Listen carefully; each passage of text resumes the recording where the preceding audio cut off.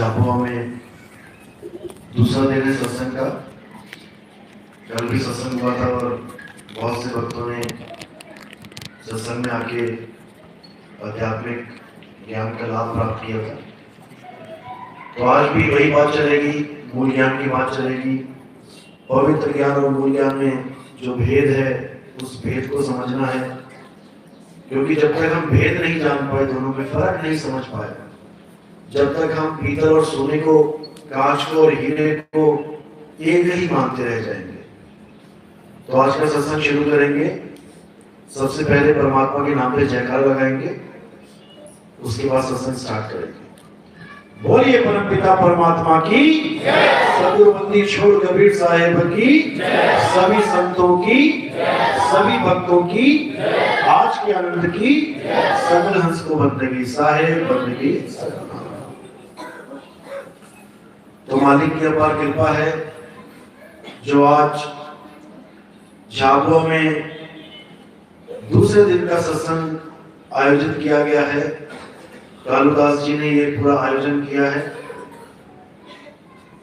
बहुत बड़े भाग होते हैं उन जीवों के जो इस मूल ज्ञान को पूरे जीवन में एक बार भी सुन पाते हैं। बहुत बड़े भाग लेके आते हैं वो जीव, और उससे भी बड़े भाग होते हैं उन जीवहंसों के जो इस मूल ज्ञान को समझ पाते हैं। क्योंकि सुनते तो बहुत हैं, बहुत लोग सुनेंगे, लेकिन सब समझ नहीं पाएंगे। कुछ इसलिए नहीं समझ पाएंगे क्योंकि इतना नहीं है, और कुछ इसलिए नहीं समझ पाते क्योंकि पिछला रंग इतना चढ़ा हुआ होता है, वो नहीं उतरता।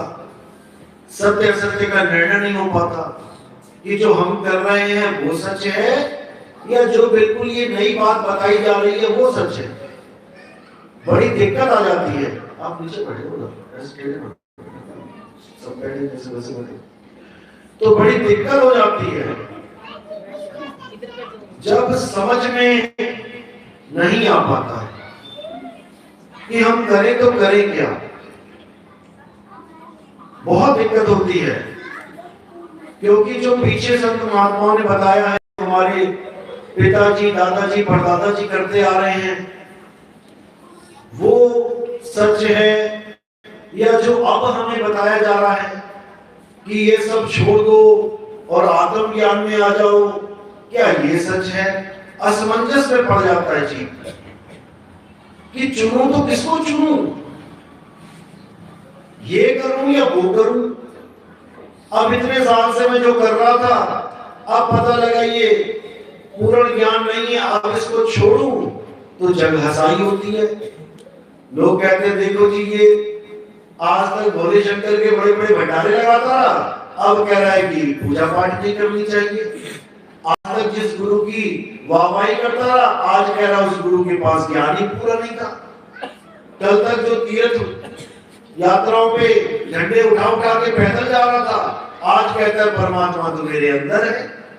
बड़ा उल्टा ज्ञान हो जाता है, बड़ी दिक्कत में पड़ जाता है जीव, लोक लाज में पड़ जाता है कि अब करें तो करें क्या। बात तो समझ में आती है, जो मैं बोल रहा हूं समझ में तो आता है। कल सबने हाथ उठा दिए, अब जिन्होंने हाथ उठाए यानी जिन्होंने बात समझी, क्या वो सही रास्ते पे चलना शुरू हुए? बिल्कुल नहीं। उसमें से कम 70% ऐसे होंगे जो फिर वही करने लग जाएंगे जो आज तक करते आए हैं, क्योंकि बात तो समझ में आ गई, लेकिन जग वालों से पंगा कौन ले? लोक लाज से कैसे बचे? नहीं बच सकते। लोक लाज सबसे बड़ा रुकावट है परमात्मा प्राप्ति में। अगर लोक लाज किया होता मीराबाई ने, तो आज तुम्हें उसका नाम भी ना पता होता। लेकिन जो लोक लाज की हद को पार कर गए, उनका नाम अमर हो जाता है। लोगों ने कहा है कि राजपूत, तू क्षत्रिय घराने की लड़की, तूने रविदास चौहान को अपना गुरु बना लिया। कितना बड़ा कितनी बड़ी रुकावट थी उस जमाने में। आज भी जात पात खत्म नहीं हो रही है, सोचो उस जमाने में कितनी ज्यादा थी।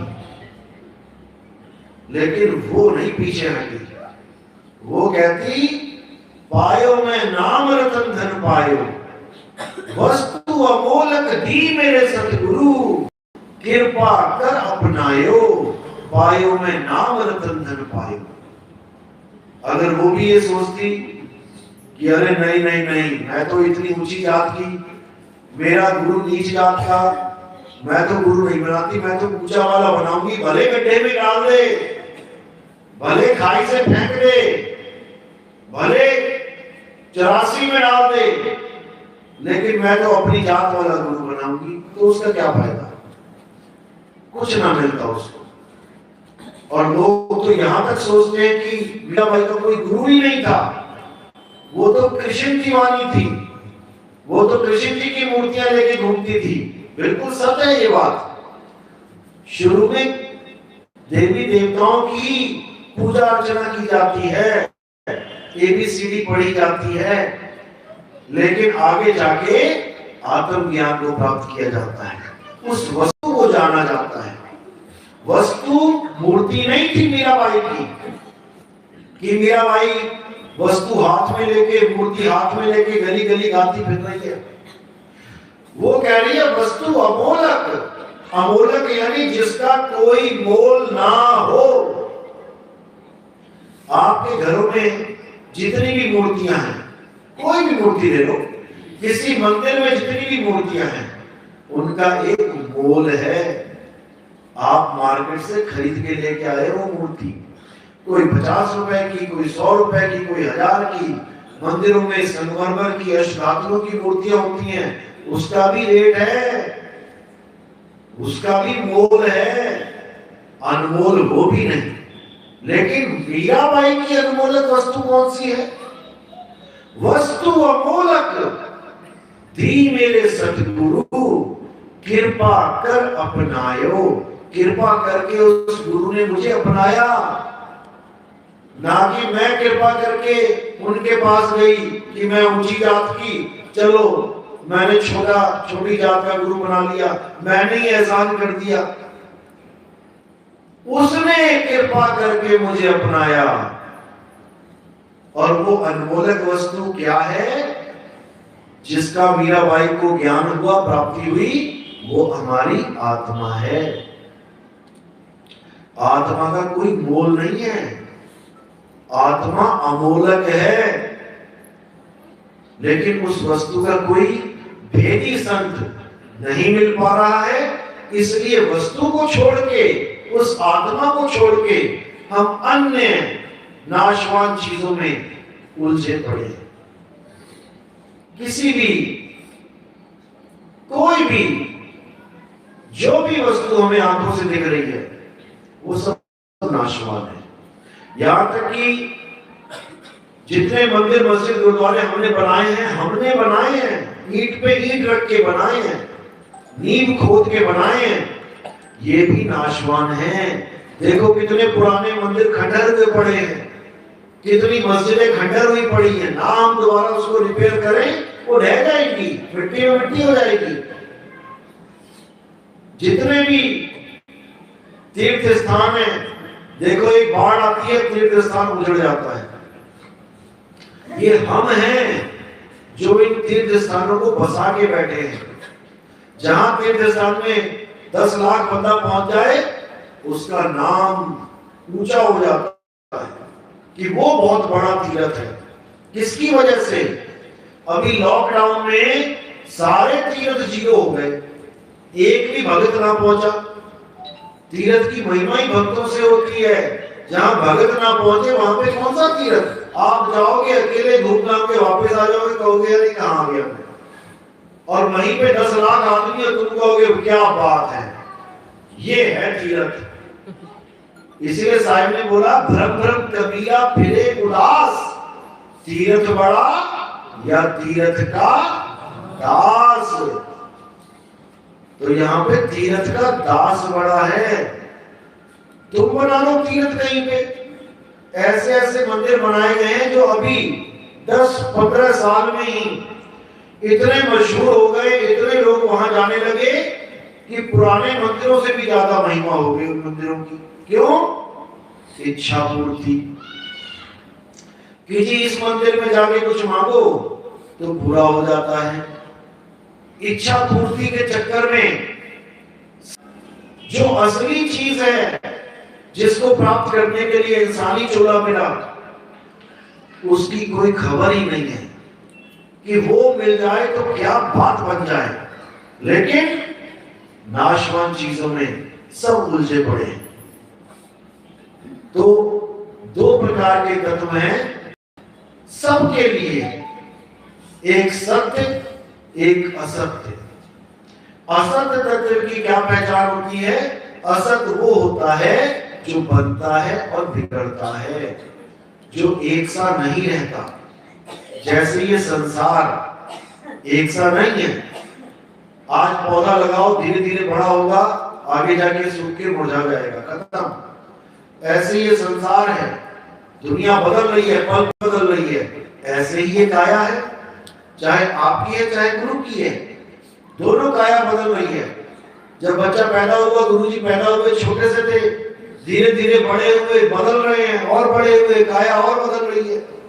अब तुम इस बदलती हुई काया का ध्यान करने लग जाओ तो तुमने असत्य का ध्यान कर दिया।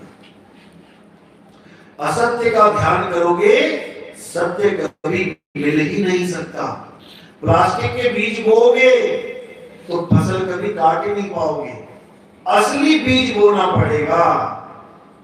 असली बीज यानी आत्मा को जानो। अगर असली फसल का स्वाद लेना है तो आत्मा की भक्ति करो, आत्म ज्ञानी बनो। आत्म ज्ञान में ही परमात्म ज्ञान मिलेगा। आत्म चीन है, परमात्म चीन है। संत कहावे सोए, और यह भेद काया से बाहर, बूझे बिरला कोई। ये काया से बाहर का ज्ञान है, ये काया के अंदर नाड़ियों का ज्ञान नहीं है कि तुम्हें इंगला नाड़ी, पिंगला नाड़ी, सुषुम्ना नाड़ी में उलझा दिया जाए। अरे ये नाड़ियां खुद नाशवान है, कहां नाड़ियों में ध्यान लगा के बैठ गए। ये चक्रास खुद नाशवान है, कहां मूल चक्र, स्वाद चक्र, नाभि चक्र में ध्यान लगा के बैठ गए। ये काया नाशवान है। जब काया भी नहीं थी तब परमात्मा कहां था? आज तो सारे गुरुओं ने घोषित कर दिया कि परमात्मा तुम्हारी काया के अंदर है। अरे जब काया भी नहीं थी तब परमात्मा कहां था? तब बताओ कहां था? किसी खेत में था कि किसी आसमान में था कि किसी नदी में था? आज तो मेरी काया के अंदर आके विराजमान कर दिया तुम लोगों ने। परमात्मा कभी काया में नहीं आता, इसको समझ लो। इसी को संतों ने बोला है, परमात्मा के लिए विदेह, विदेह शब्द का प्रयोग किया गया। हम लोगों के लिए देह शब्द का प्रयोग किया गया, जीवों के लिए देह। लेकिन जीव को भी अमर बोला गया, लेकिन अमर होते हुए भी देह में फंसा हुआ ये जीव, देह के बंधनों में फंसा हुआ है ये जीव। बहु बंधन में बांधया एक बेचारा जीव। ये जीव काया में विराजमान है, इसीलिए काया चल रही है। हर काया को एक जीव चला रहा है। आपको आपका जीव, मुझे मेरा जीव। घर में 5 काया हैं तो हम राशन कार्ड पे लिखवाते हैं हमारे घर में 5 जीव हैं, 5 के नाम लिख देते हैं। तो जीव अनंत हैं, लेकिन परमात्मा एक है और वो काया में नहीं आता। वो विदेह है। विदेह यानी जो देह में नहीं रहता। उसी को बाबा नानक ने अजूनी, मूल मंत्र पढ़ो, एको सतनाम करता पुरुष निरपहो निर्वैर अकाल मूरत अजूनी। अजूनी का क्या मतलब है? जो कभी किसी जून में नहीं आता, किसी शरीर में नहीं आता परमात्मा, कि वो भी मां के गर्भ में लटक गया, पैर ऊपर से नीचे, और फिर उसी गंदगी से बाहर निकल रहा है वो। ये परमात्मा के काम नहीं है भाई। ये जीव के काम है, जीव अवस्था का ज्ञान नहीं है। काया में यानी उत्पन्न प्रलय में भटक रहा है ये जीव, काया ही उत्पन्न हो रही है और काया की ही प्रलय हो रही है, लेकिन जीव नहीं मरता कभी। तो साहिब ने बोला जीव सोई जो जुग जुग जीवे, उत्पत प्रलय माही, देह धरे भर में 84, निर्भय कबहू नाही। देह धरे, जीव के लिए बोला देह धरे, परमात्मा देह धारण नहीं करता। ये 5 तत्वों की, हाँ जब वो दया करके समझाने आता है तो जरूर हमारे जैसा बन के आता है, लेकिन फिर भी आने का और जाने का तरीका हमारे जैसा नहीं होता। उसका आने जाने का तरीका ही कुछ और है।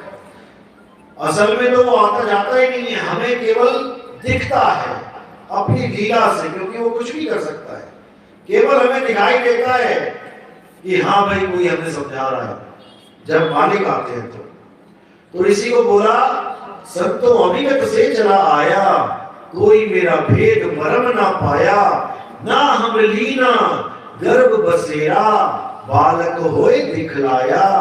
संतों अभिगत से चला आया, बालक होके दिखला दिया। इसका मतलब ये नहीं कि कबीर साहब वो बच्चा है, वो केवल दिखाया जा रहा है तुम्हें, वो तो अपने स्वरूप को जानते हैं, वो सत्य स्वरूप है। जो उनका स्वरूप है वही हमारा स्वरूप है। हमें हमारा स्वरूप याद कराने के लिए वो इस संसार में आते हैं, हमें समझाने के लिए कि बेटा तुम अपने आप को शरीर मान बैठे हो, इसीलिए बार बार जन्म मरण में फंसे पड़े हो। निकलो अब यहां से, छोड़ो इस काया को और अपने असली स्वरूप को प्राप्त करो। तुम्हारा स्वरूप शब्द स्वरूप है। अरे शब्द हमारा, तू शब्द का, सुन मत जा सरक, और जो चाहे निज रूप को तो शब्द ही ले परख। मेरा और तेरा स्वरूप एक ही है, बस तू अपने आप को भूला बैठा है। अपनी तरफ तेरी सूरत ना होके बाहर की तरफ है। मैं तो तेरे पीछे खड़ा हूं, लेकिन तू कहीं और देख रहा है। और भी अगर एक ही जगह देखे तब भी समझ में आता है। तू दो तरह देख रहा है, दो वस्तुओं को पकड़ के बैठा है। इस संसार में दो ही ज्ञान है मेन, एक साकार एक निराकार। जितने भी साकार वाले हैं, भले वो किसी भी देवता की पूजा कर रहे हैं साकार रूप में, उनका रूप एक ही है। उसको साकार ही बोला जाएगा, चाहे राम जी, चाहे कृष्ण जी, चाहे हनुमान जी, चाहे कोई गुरु महात्मा अपने गुरु को साकार रूप में पूजा कर रहे हो, वो भी साकार ही बोला जाएगा। वो बात अलग है कि कौन सा रूप, वो बात अलग है, लेकिन मेन चीज साकार रूप। और दूसरा रूप है निराकार।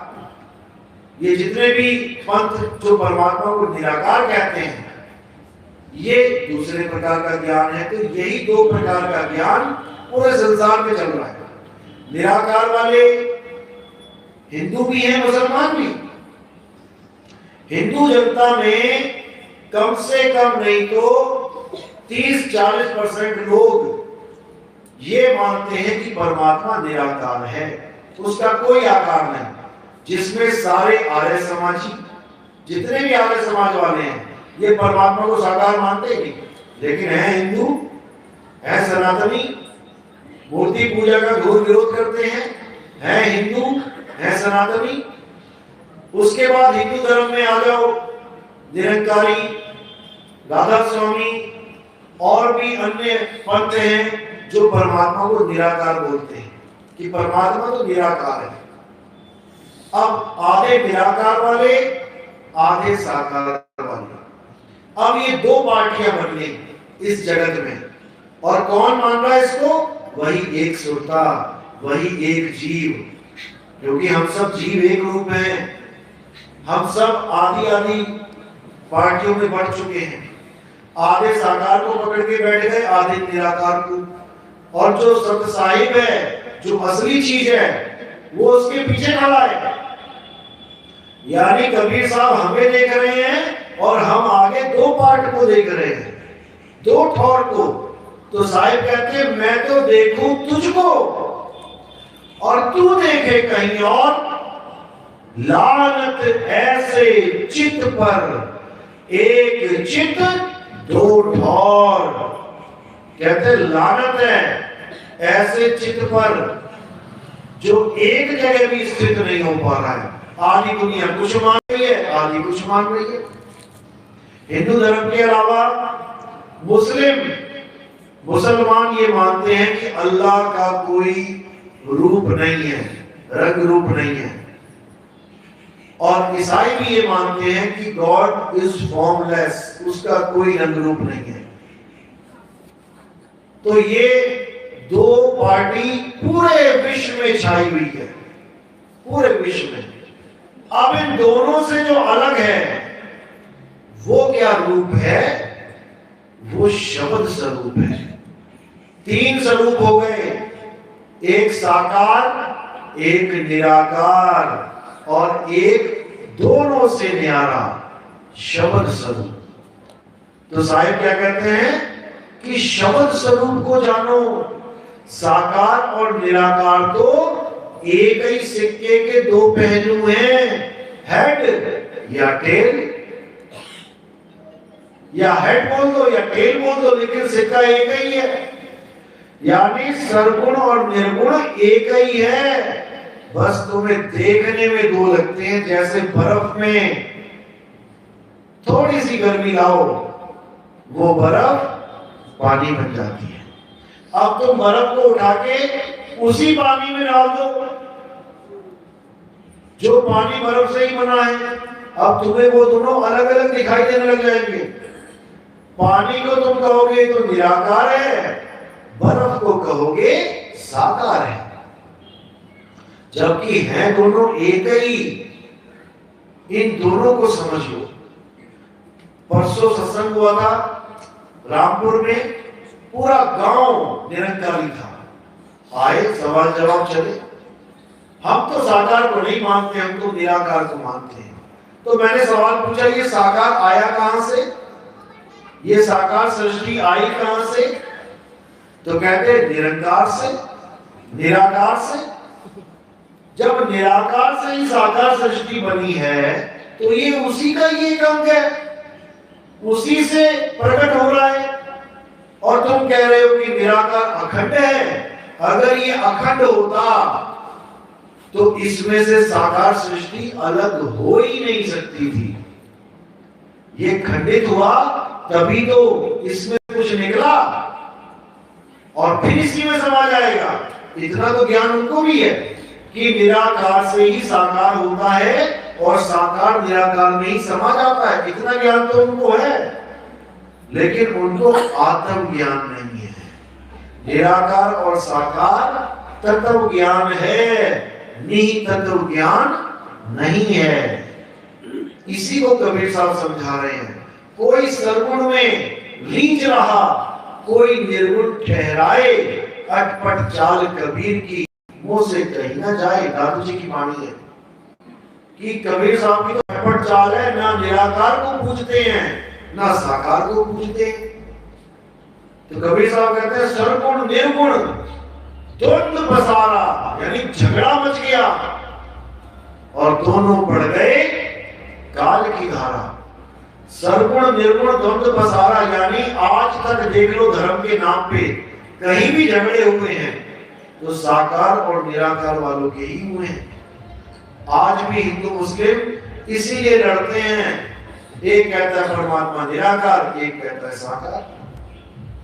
तो इसी को समझना है। साकार निराकार इन दोनों से ऊपर उठ के उस शब्द गुरु को जानना है, उस परम पिता परमात्मा को जानना है, उस आत्म देव को जानना है, जिसको जानने के बाद आप ये काया नहीं रह जाते, आप कागा से हंस हो जाते हो।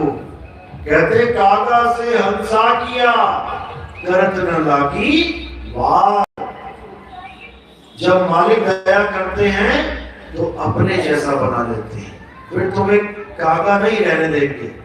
अरे गुरु को कीजिए दंडवत, कोटि कोटि प्रणाम, कीट न जाने भृंग को, गुरु कर ले आप समान। गुरु हमें अपनी तरह बना लेगा। जब गुरु विदेही है, चेला भी विदेही हो जाएगा। लेकिन कब होगा? जब वस्तु अमोलक दी मेरे सतगुरु, जब तुम्हें उस वस्तु का ज्ञान सतगुरु से हो जाएगा, तब तुम उस वस्तु को प्राप्त करोगे। और वो वस्तु कोई और नहीं है, वो तुम्हारा ही असली स्वरूप है। तुम और परमात्मा एक हो जाओगे। गंगा नदी तब तक गंगा है जब तक जाके समुद्र में नहीं मिलती। समुद्र में मिलने के बाद तुम ढूंढ भी नहीं पाओगे गंगा गई कहां। इसी प्रकार सूरत और शब्द जब तक अलग हैं, तब तक देखो कितने रूप बना के बैठी है सुरता। ये सब सुरता अपने रूप धारण करके बैठी है। अलग अलग किरणें हैं ये, और एक सूर्य की जो जो किरण ट्रांसफर होती जाएगी, वापस अपने मूल को पहुंचती जाएगी, वो सूर्य ही हो जाएगी, सूर्य ही हो जाएगी। इसी को साहिब ने बोला है, जल में कुंभ, कुंभ में जल है, बाहर भीतर पानी, फूटा कुंभ, जल जल ही समाया, बूझे बिरला ज्ञानी। जल में कुंभ यानी एक समुद्र में 1 करोड़ घड़े हैं, और घड़ों में भी समुद्र का पानी डला है। अब ऐसे तैर रहे हैं मुंह ऊपर की। तो जल में कुंभ और कुंभ में जल है, बाहर भीतर पानी। केवल बाहर भीतर किस कारण है? उस कुंभ की वजह से, उस मिट्टी की वजह से। उस मिट्टी की वजह से कुंभ का पानी बाहर नहीं मिल पा रहा है। वो मिट्टी कहां है? ये है। इस मिट्टी की वजह से ये पानी उस पानी में नहीं मिल पा रहा है। फूटा कुंभ, जल जल ही समाया। घड़ा फूटेगा, जल जल में समा जाएगा। बूझे बिरला ज्ञानी। फूटता तो वैसे भी है घड़ा, लेकिन जल जल में नहीं समा पा रहा है। क्यों? फूटने से पहले दूसरे घड़े में ट्रांसफर हो जाता है। ये पानी एक घड़े से दूसरे घड़े में चला जाता है। ऐसे ही 84 लाख घड़े बने हुए हैं। पानी घड़े से दूसरे घड़े में, तीसरे घड़े में, चौथे घड़े में चलता ही जा रहा है। घड़ा फूट के भी फूटने का नाम नहीं ले रहा। अब फूटेगा सही तरीके से। अब फूट के सीधे पानी पानी में मिलेगा जाके। फूटा कुंभ जल जल ही समाया, बूझे बिरला ज्ञानी। तो जल को जल में ही समाना है। उसके बाद याद में नहीं आएगा कि ऐसा कोई संसार था। खत्म। जैसे अपना देश भूले हो, वैसे इसको भी खत्म कर दोगे। अब अपने मालिक के चरणों में रहोगे, जिसको बोला है सुरत समाये शब्द में, वाको काल ना खाए। फिर काल भगवान की दौड़ खत्म। अब तुम्हें कोई नहीं पकड़ सकता, क्योंकि जितना पकड़ना था पकड़ लिया। और वो क्या पकड़ेगा? उसके बस की बात नहीं है पकड़ना। पकड़ा तुमने चिड़िया की। चिड़िया को कोई बहेलिया पकड़ ले, उसकी औकात नहीं है। चिड़िया उड़ रही है आसमान में, पकड़ के दिखाएगा? नहीं पकड़ सकता। अब क्या करेगा? चोगा डालेगा, दाने फेंकेगा। अब अगर उड़ती चिड़िया मन में विचार कर ले कि नहीं मैंने नहीं खाना, तो पहले क्या करेगा बेचारा? कुछ भी नहीं कर सकता। और अगर चिड़िया ने सोच लिया कि दाने पड़े मैंने खाने हैं, आप समझ लो कि वो गई मानी। कोई बात नहीं, सब चिड़िया आई थी, दाने खा रही थी। ये चिड़िया ही बैठी है सारी, दाने खा रही है, अभी भी खा रही है। ऐसा नहीं कि खाना छोड़ दिया। लेकिन अगर बहेलिया आए और चिड़िया उड़ने की जगह दाने इकट्ठे करने लग जाए, तो मानी गई। अभी भी जब समय आएगा, जब आपने ज्ञान समझ लिया, उसको अनुभव में लाने के लिए आप शुरू हो जाओगे, तो जैसे ये काया छूटेगी तो याद रखना, दाने की तरफ मत देखना, फुर से उड़ जाना। उड़ने का तरीका बता देंगे, जो भी दाने की तरफ देखेगा बहेलिया फिर पकड़ लेगा। याद रखना इस बात को। जब तुम्हारी काया छूटेगी, पहली बात तो घबराना नहीं, क्योंकि तुम कभी मर ही नहीं सकते, तुम्हारी मृत्यु कभी नहीं होगी।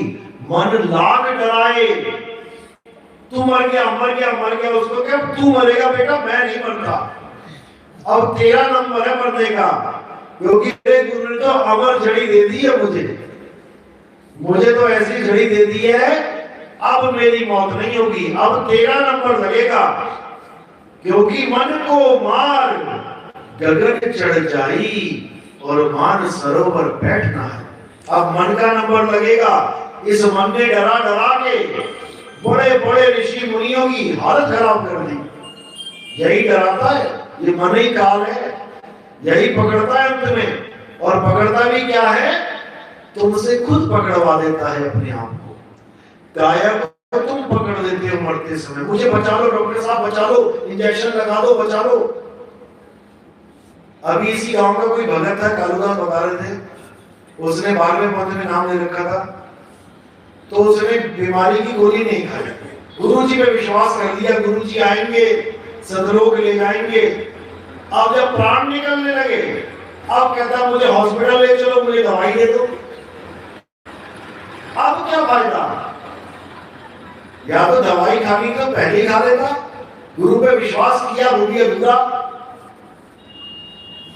जब शब्द गुरु की बात आती है, ये तो होगी यही गुरु की बात, वो नहीं आया होगा गुरु, उसके प्राण निकलने लगे होंगे, उसने बोला दुविधा में दोनों गए माया मिली न राम, दवाई भी छोड़ दी, गुरु जी भी नहीं आए, अब क्या करे, अरे भैया हॉस्पिटल ले चल, जान तो बचे, अब ना बचेगी, अब नहीं। तो जब आपने विश्वास करना है तो किसी देही गुरु पे नहीं करना है कि कोई देही गुरु आएगा आपको लेके जाएगा। ये तो वो बात हो गई कि चिड़िया को किसी ने पत्थर मारा, अब पत्थर के चिड़िया कह रही है कोई और आएगा मुझे पत्थर से बचाएगा। अरे भैया पंख दे रखे तुझे, पत्थर तेरे तक पहुंचे उससे पहले उड़ारी मार, किसी के इंतजार में मत रहना, नहीं तो फिर इंजेक्शन ही लगवाते फिरोगे। इसलिए उस गुरु पे विश्वास करके, अटल विश्वास करके, शब्द गुरु की बात हो रही है यहाँ पे, अपनी श्रद्धा को शब्द गुरु के चरणों में लगा देना है। बस जैसी श्रद्धा चरणों में लगी और काम शुरू होना शुरू हो जाएगा, अपने आप ही चुंबक की तरह तुम्हें उस शरीर से खींचा जाएगा। लोह चुंबक की प्रीत ज्यों लोह को लेख उठाए, ऐसा शब्द कबीर का काल से लेख छुड़ाए। काल भगवान भी जोर लगाएगा, खींचेगा तुम्हें। कैसे खींचेगा, तुम्हारे अंदर चाह पैदा करेगा कि तू जीने की आस रख, मैं और जीना चाहता हूं। नहीं जीना, तेरे बेटा बेटी माँ बाप भाई बहन नहीं जानता कौन बेटा कौन बेटी, मिट्टी है। मिट्टी कब से मेरा बेटा बेटी बन गया, ये चमड़ा कब से मेरा माँ बाप बन गया, मैं तो खुद एक आत्मा हूं। आत्मा का कौन माँ कौन बाप, यही ज्ञान जब बुल्ले शाह को हुआ कि मैं एक आत्मा हूं, उस समय पे मुसलमान होते हुए भी उन्होंने कुरान में लिखी हुई बात को नकार दिया। कुरान में लिखा था कि हम सबका जनक कौन है, हम सब आदमियों का पिता कौन है, माता कौन है, आदम और हव्वा। उस समय बुल्ले शाह को जब आत्मज्ञान हुआ, उन्होंने एक ही लाइन में सारा खारिज कर दिया, ना मैं आदम हव्वा जाया, ना मैं अपना नाम तर आया। बिल्कुल कहानी खत्म कर दी कि मैं किसी आदम हव्वा की औलाद नहीं हूं। जब आदम हव्वा की औलाद नहीं हूं तो इन माँ बाप की भी नहीं हूं। इन माँ बाप की औलाद ये काया है। शरीरों से शरीर पैदा होता है, शरीरों से आत्मा पैदा नहीं होती। तो जब ये आत्मज्ञान हो जाएगा तब हर प्रकार के शरीर को केवल एक चमड़े का टुकड़ा मानना है आपने। हाँ, वो जीव जिसको चला रहा है चमड़े को, उसको परमात्मा का जीव समझो, उसको शरीर मत समझो कि सामने शरीर बैठा है, परमात्मा का जीव बैठा है। तो जीव ना किसी का भाई ना किसी का बहन, जीव तो ईश्वर का अंश है। ईश्वर अंश, जीव अविनाशी। तब बोला माता पिता का अंश है। आप लोग को यह पढ़ाया जा रहा है कि तुम माता पिता के अंश हो। भैया मैं नहीं हूं, मेरा शरीर है। मैं कब से अंश हो गया माता पिता का? मैं तो परमात्मा का अंश हूं, ईश्वर का अंश हूं, जीव हूं, अविनाशी हूं। माता पिता ने जिसको पैदा किया वो शमशान घाट में खत्म हो जाएगा, मैं थोड़ी नहीं खत्म हो जाऊंगा, मैं तो आगे की यात्रा करूंगा। तो मैं वो नहीं हूं जो मुझे बताया जा रहा है। तो इसी को समझना है। तो जब अंत समय आएगा तो आपने किसी की भी आस नहीं लगानी है, किसी गुरु की आस नहीं लगानी है। आपको जो ज्ञान समझाया गया है वो ज्ञान ही आपका गुरु है, वो ज्ञान ही आपको पार करेगा। आपके बच्चे के एग्जाम में कोई सवाल आ गया, 2 जमा 2 कितना होता है, और बच्चे को पता नहीं है, उसने अपने गुरुजी का नाम लिख दिया, मेरे गुरुजी एस त्रिपाठी हैं, गुरुजी का नाम लिख दिया पेपर में, तो नंबर मिलेंगे क्या? कभी नहीं मिलेंगे। और अगर वो उस गुरु का ज्ञान रख देता वहां पे कि 2 जमा 2 = 4, तो उसके नंबर काटने वाला कोई माई का लाल पैदा ना होता। इसलिए अंत समय में गुरु का नाम नहीं चलेगा, वहां गुरु का ज्ञान चलेगा। और जिसको गुरु का ज्ञान होगा, यानी शब्द गुरु का ज्ञान होगा, तो उसको कोई पकड़ नहीं सकता, उसके नंबर कट ही नहीं सकते। और जो देही गुरु का नाम लेके बैठे होंगे वो सब डरे जाएंगे, एक भी बचने का नहीं।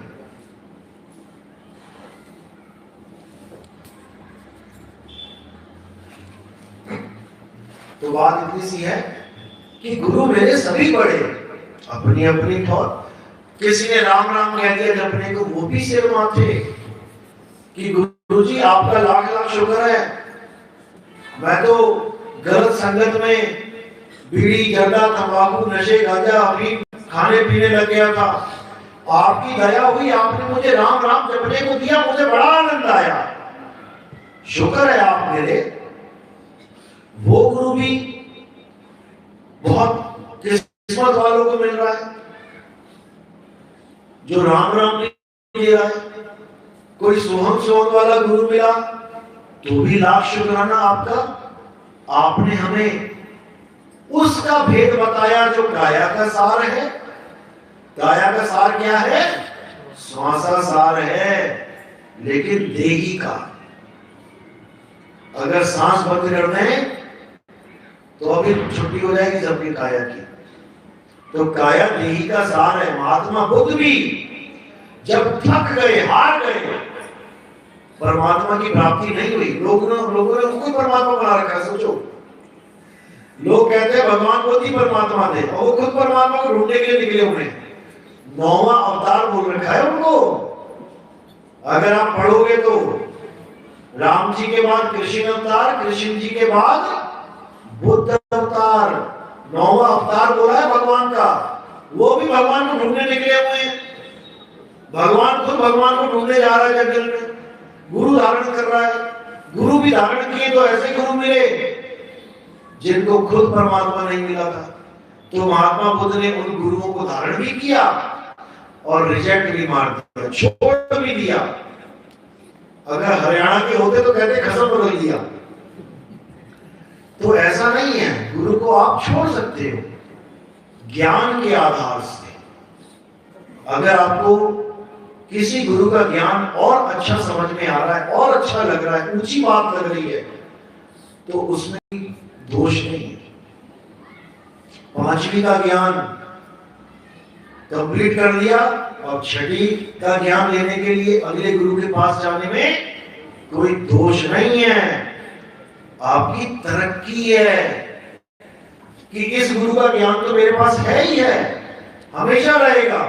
अब इससे आगे का भी मिल गया तो कमी हुई या पूर्ति हुई? पूर्ति हुई। इसलिए साहिब ने बोला सबका हुक्का लीजिए, साचा शब्द निहार, और पक्षपात मत कीजिए, कहे कबीर विचार। कोई भी गुरु आता है, आप उसके सत्संग को सुनो, समझो कि वो कौन से शब्द की बात कर रहा है, वो कौन से शब्द को सार बता रहा है। क्या उस शब्द से मेरी मुक्ति होगी? कोई जाप की बात कर रहा है कि बेटा नाम जपना पड़ेगा। कितने नाम बाबा जी? बेटा एक जप लो। ठीक है, एक और आया, भाई ये तो नाम गलत है, यहाँ तो 2 नाम जपने पड़ेगा आपको। ठीक है, 2 जप लिए। एक और आया, बेटा 5 नाम जपने पड़ेंगे। अच्छा बाबा जी 5 नाम जप लिए। एक और आया, कहता 10 नाम जपने पड़ेंगे। साहब कह रहे हैं कोटि नाम संसार में, करोड़ों नाम जप लो, इनसे मुक्ति ना होए, और गुप्त नाम सतपुरुष का बूझे बिरला कोई। वो ज्ञान, वो नाम बूझना पड़ता है। बूझने का मतलब जपना नहीं, बूझने का मतलब जैसे पहेली को बूझा जाता है, क्योंकि नाम को बूझना पड़ेगा। नाम कोई नाम नहीं है मंत्र जंतर, नाम एक वस्तु है, सत वस्तु ही नाम है, इसलिए उस नाम को सतनाम कहते हैं। और 52 अक्षरी नाम को असत नाम, कृत्रिम नाम, नकली नाम, बनावटी नाम कहते हैं। गुरु ग्रंथ साहब में लिखा है कृत्रिम नाम कथे तेरे जीवा, सत्य नाम तेरा परा पुरबला। कृत्रिम नाम यानी नकली नाम जो मैंने तुमने मिलके बनाए।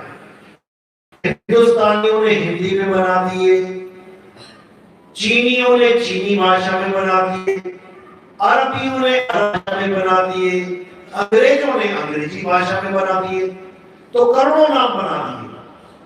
कृत्रिम नकली यानी इस जीव से बोलने वाले सारे नाम कृत्रिम हैं, नकली हैं। चाहे राम राम कह लो, चाहे श्याम श्याम कह लो, चाहे कबीर कबीर कह लो, चाहे कुछ भी कह लो, ये सब 52 अक्षरी कृत्रिम नाम। आत्म राम बोलने की चीज नहीं है। आत्मा के नाम तो बोल सकते हो, बोल दिया आत्मा, लेकिन आत्मा बोल के आत्मज्ञान नहीं होगा। जैसे मैंने क्या किया करंट, तो करंट बोल के करंट नहीं लगेगा। करंट तो तब लगेगा जब मैं जाके स्विच में उंगली दे दूंगा, तब जो चीज मुझे अनुभव हुई वो है करंट। ये तो मैंने नाम रख दिया उसका, हिंदी में, इंग्लिश में, उर्दू में। कोई उसको बिजली बोल देता है, कोई इसको ऊर्जा बोल देता है, कोई उसको विद्युत बोल देता है, कोई उसको करंट बोल देता है, कोई उसको इलेक्ट्रिसिटी बोल देता है। नाम कितने भी रख लो, लेकिन अनुभव छू के ही होगा। इसी प्रकार 52 अक्षरी कितने ही नाम जप लो, परमात्मा नहीं मिलेगा। परमात्मा कब मिलेगा? जब तुम्हारी सूरत उसको टच करेगी। वो केवल सूरत के द्वारा पकड़ा जा सकता है, वो केवल सूरत के द्वारा देखा जा सकता है। इन इंद्रियों के बस की बात नहीं है उसको छूना। नहीं तो कब का मैं अपने हाथ से किसी की भी आत्मा को छू के देख लेता। हाथों से, चमड़े के हाथों से चमड़ा ही छुआ जा सकता है, चमड़े की आंखों से चमड़ा ही देखा जा सकता है।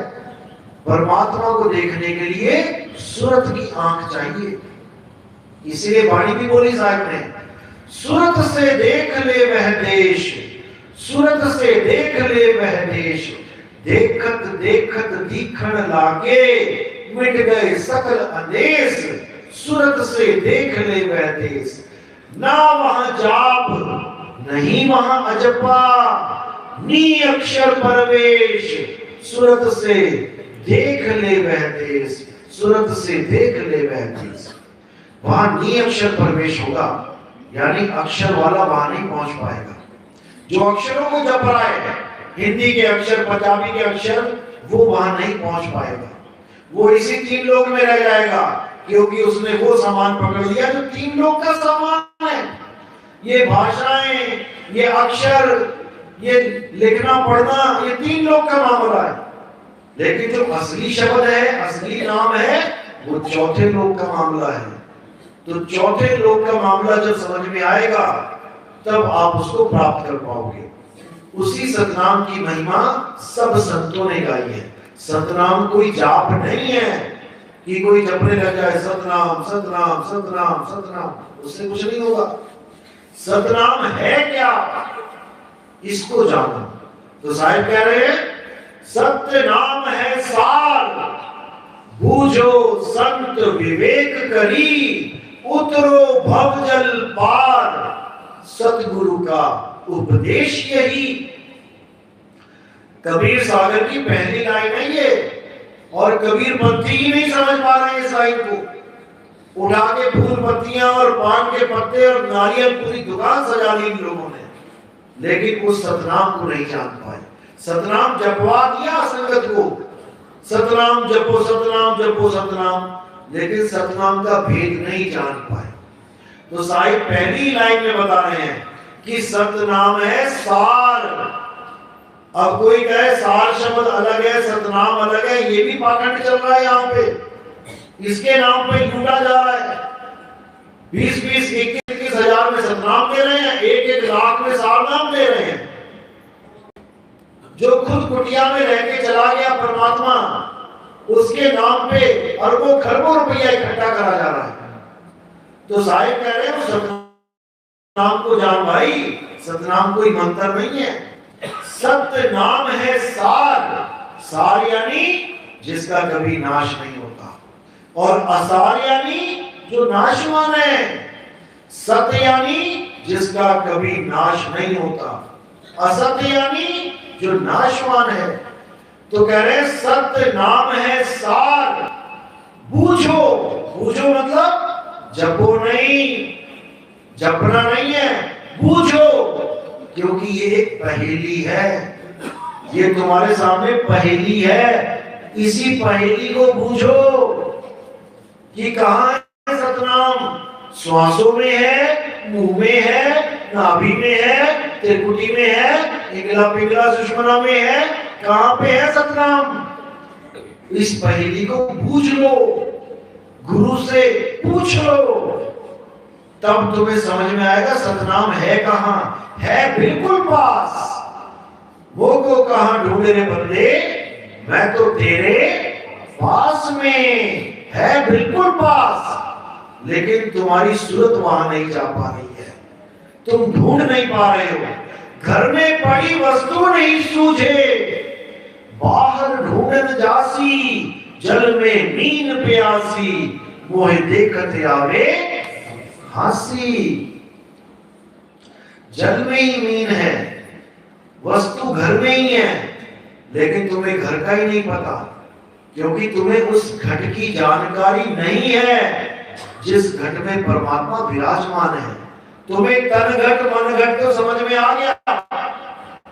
तन घट में ये काया, ये चक्रास, ये प्राण योग, ये इंद्रा पिंगला, ये समझ में आ गया।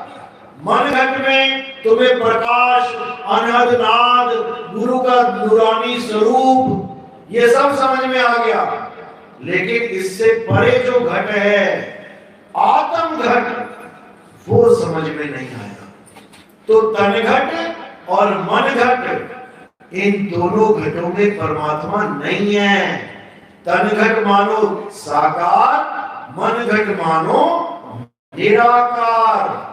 इन दोनों से परे तीसरा घट है आत्म घट, जिसको कबीर साहब ने अपनी वाणी में बोला, कोठरी माही कोठरी, यानी तन घट में ही मन घट है। कोठरी माही कोठरी, अरे परम कोठरी विचार। गुरु कीनी वस्तु कबीर को, कबीर लीनी सभा। कबीर दी संसार को, लीनी जिस मस्तक भाग। कहते सारे संसार को कबीर ही वस्तु देता है। लेकिन लोग कबीर साहिब को एक जुलाहा मान के बैठे हैं कि काशी में आया था, विधवा ब्राह्मणी का पुत्र था। अब पूछो विधवा ब्राह्मणी के पुत्र कैसे होगा? विधवा ब्राह्मणी का पुत्र बना दिया उसको। ना उस विधवा ब्राह्मणी का आज तक कोई नाम बता पाया, ना विधवा ब्राह्मणी के मरे हुए खसम का नाम बता पाया, ना विधवा ब्राह्मणी का कोई ससुर सास, ना उसका कोई गांव बता पाया। ऐसी कौन सी विधवा ब्राह्मणी आ गई जिसका आज तक अता पता ही किसी को नहीं? पर इतना पता है कि ब्राह्मणी थी। बताओ, हद की भी हद होती है, यहां तो बेहद मचा रखी है। ये कबीर साहब के ज्ञान को किनारे करने की साजिश है कि क्या गुरु बनाने जा रहे हो जिसके बाप को पता नहीं, उसको गुरु बनाने जा रहे हो। ये सब ब्राह्मणों की चाल। उसको भी ज्ञान क्योंकि ज्ञान देते थे वो, उसको भी अपनी जात का बना दिया उन्होंने कि ज्ञान दिया था, हाँ ब्राह्मण ही होगा। जैसे रविदास जी को भी कहते हैं कि ये पिछले जन्म का ब्राह्मण था। पिछले जन्म का ब्राह्मण शूद्र बन जाता है। पिछले जन्म का ब्राह्मण शूद्र बन जाता है तो तुम भी शूद्र बन सकते हो, और आज का शूद्र अगले जन्म में ब्राह्मण भी बन सकता है। चलो इनके भी पैर छू लेते हैं, तब तो कोई शूद्र के पैर नहीं छुएगा। लेकिन वो ज्ञानी है, उसको भी ब्राह्मण बना दिया, इस जन्म का नहीं तो पिछले जन्म का। ये हाल है। तो साहिब कह रहे हैं सत्य नाम है सार, बूझो संत विवेक करी, उतरो भवजल पार। सतगुरु का उपदेश यही, भवजल भी यही है, सतनाम भी यही है, और पार भी यही है। सब कुछ यही है, बस तुम समझते जाओ। ब्रह्मा जी भी यही है, विष्णु जी भी यही है, शंकर जी भी यही है, माता भी यही है, गौरी गणेश भी यही है। सब कुछ यही है, पूरी सृष्टि यही है। जो पिंडे सो ब्रह्मंडे, जिन खोजा तिन पाया। जो इसको खोजता जाएगा, इस काया को, सब कुछ पाता जाएगा, इसके अलावा कुछ है ही नहीं। तो वो सार भी इसी में है, लेकिन वो गुप्त भेद है कि वो कहां है। वो काया में नहीं है, वो अजूनी है, वो काया से परे है, वो देह से परे है। लेकिन वो कहां है? जब गुरु भेद बताता है, सूरत को शब्द से जोड़ने की विधि बताता है, तब समझ पाते हैं कि वो परमात्मा कहां विराजमान है। वो परम कोठरी कहां है। कोठरी माही कोठरी तो समझ में आ गई कि तन में ही मन है। संतो तन खोजा मन पाया, मन ही श्रोता मन ही वक्ता, मन ही निरंजन राया। इसी काया में मन निरंजन रहता है, काल भगवान रहता है। इसी को बोला तेरा साई तुझ में है, दुश्मन भी तुझ माही। इस काया में तेरा साई है, काया में ही दुश्मन है, यानी काया से ही मिलेगा, बिल्कुल आसपास है, बस माया का पर्दा है और कुछ नहीं है।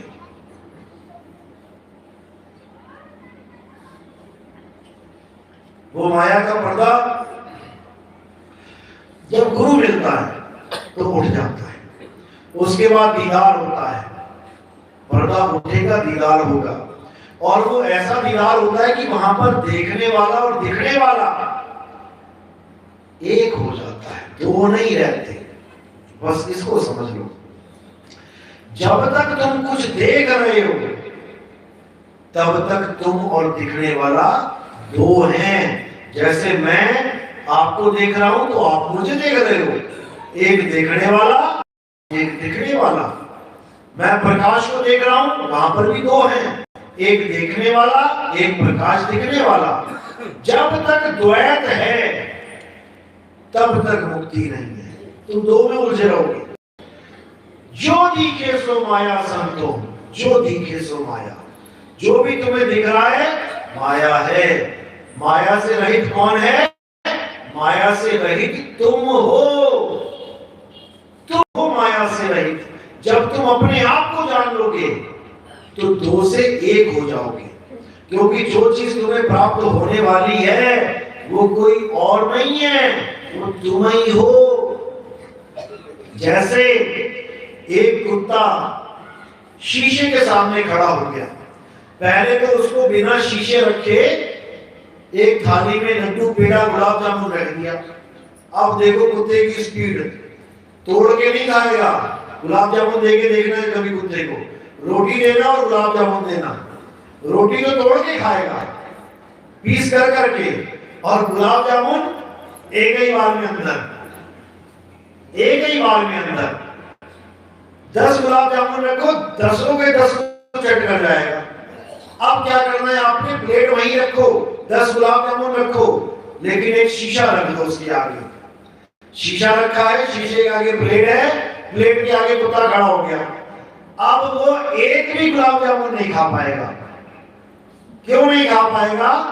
क्योंकि उसको लगेगा सामने एक और कुत्ता खड़ा हो गया, अब ये मुंह मारेगा, इससे पहले इसको दौड़ा दूं मैं।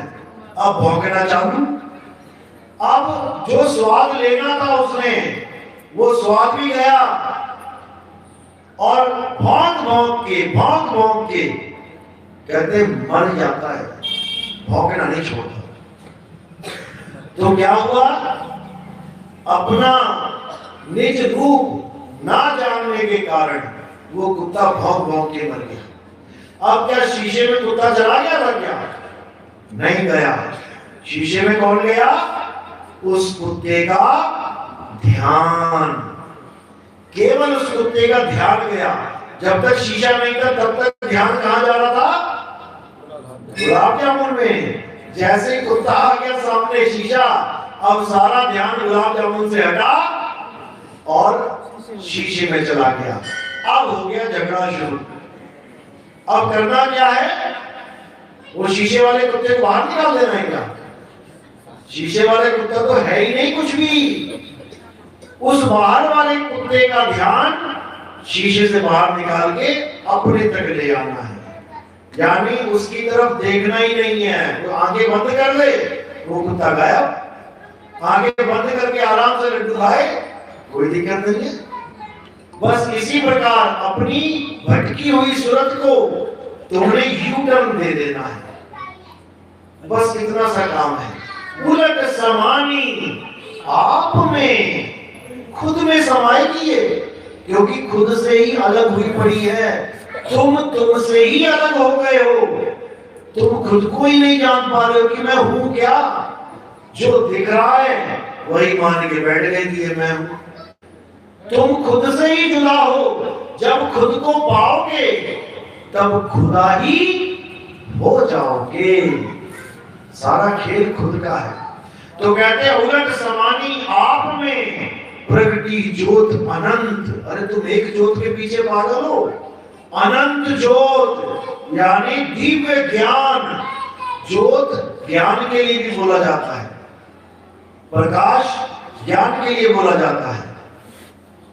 तो कहते हैं उलट समानी आप में प्रगति ज्योत अनंत, साहिब सेवक एक संग, खेले सदा पसंद। एक ही रूप हो जाएंगे वो। ये कबीर साहब फिर कहते हैं अब तो जाए चढ़े सिंहासन, मिले हैं सारंग पानी, राम कबीरा एक भरे हैं, कोई ना सके पहचानी। कोई ना सके पहचानी, कोई पहचान ही नहीं पाएगा कि मैं और मेरा परमात्मा अलग अलग है क्या। नहीं, एक ही हो जाओगे। लाली मेरे लाल की, जित देखूं तित लाल, और लाली देखकर मैं गई, मैं ही हो गई लाल। यानी नमक की डली समुद्र नापने चली तो समुद्र में ही मिल गई। तो यही कबीर साहब का ज्ञान है। कि जाप, अजपा और अनहद को त्यागना है। जितना किया अच्छा किया, 12वीं क्लास करी, अच्छी बात है करी, तभी तो आगे एडमिशन मिलेगा। ये भी ना किया होता तो पता नहीं क्या क्या कर रहे होते।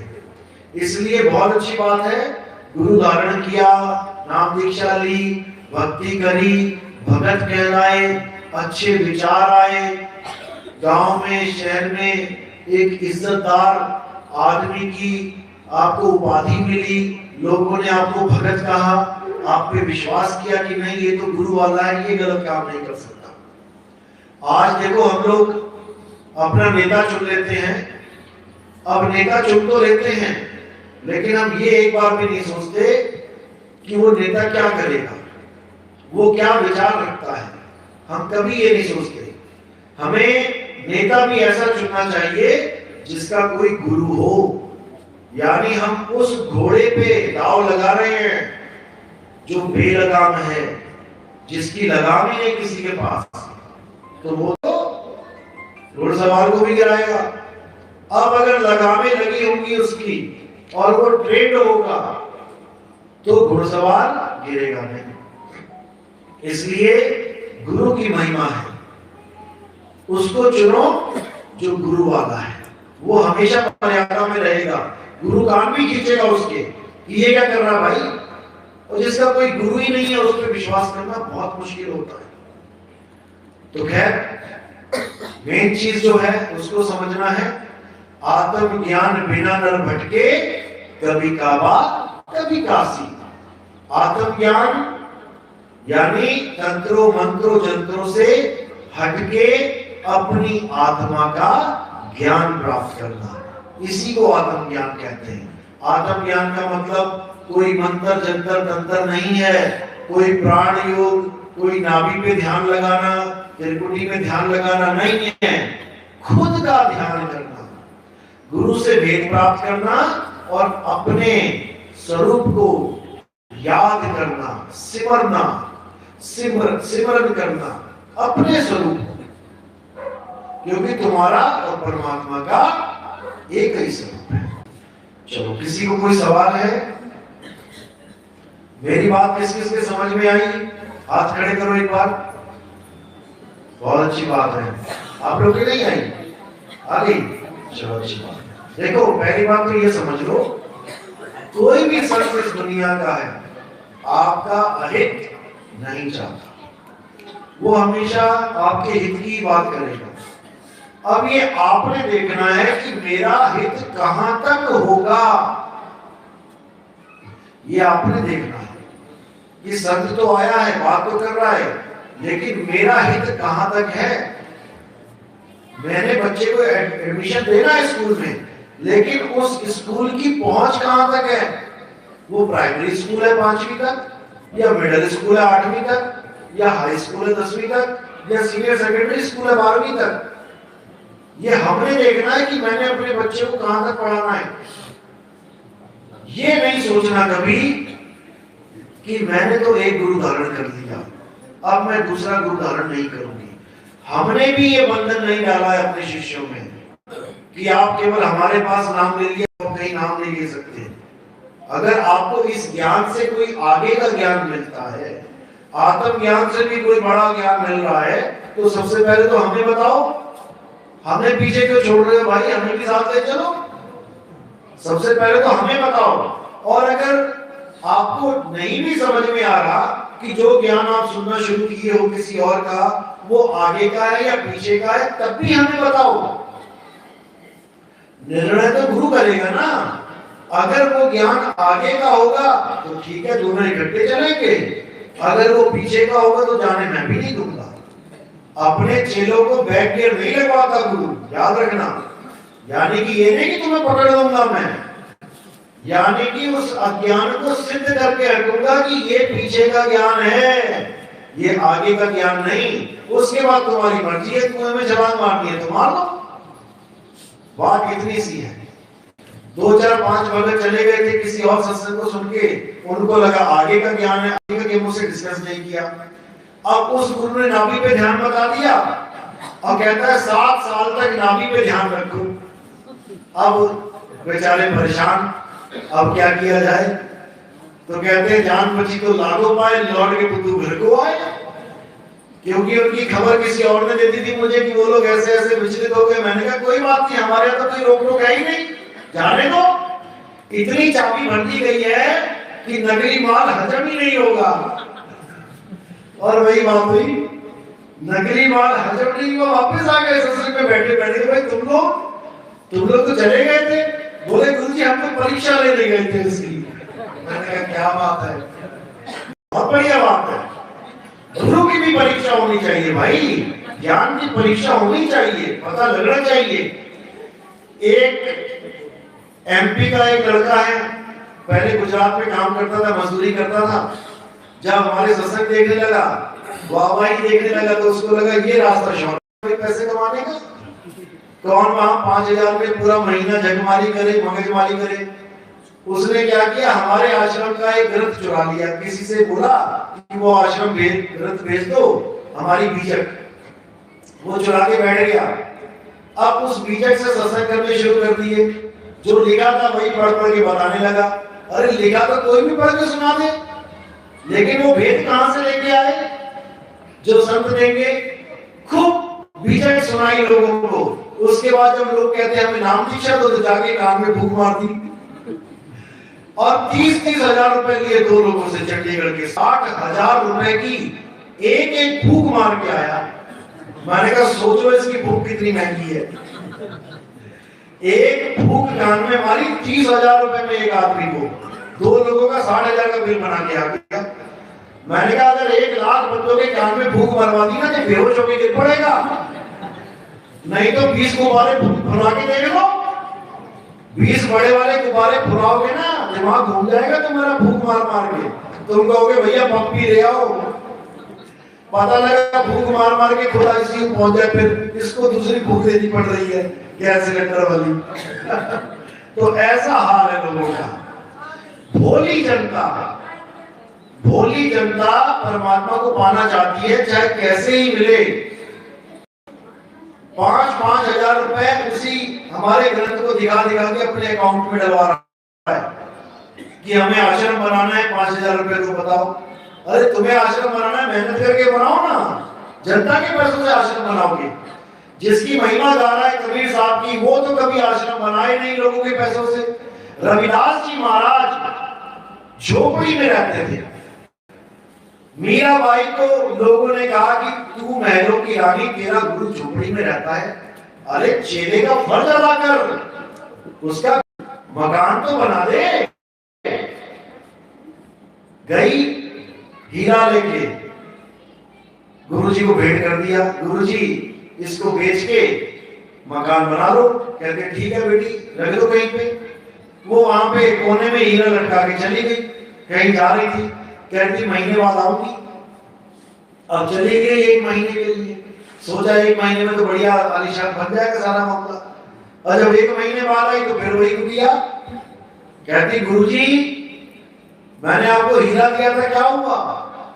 आपने कुछ बनाया ही नहीं। कोई बोले कि बेटी जहां रखा था वहीं देख ले, पड़ा होगा।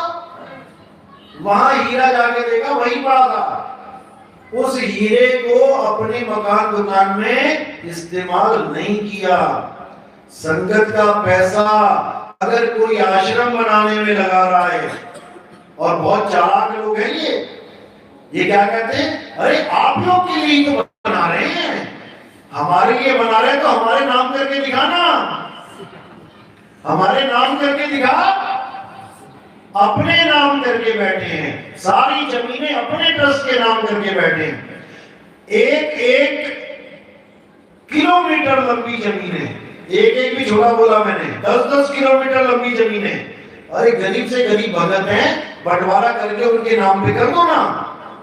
एक भी गुरु नहीं करेगा, क्योंकि ये मिट्टी के कीड़े हैं।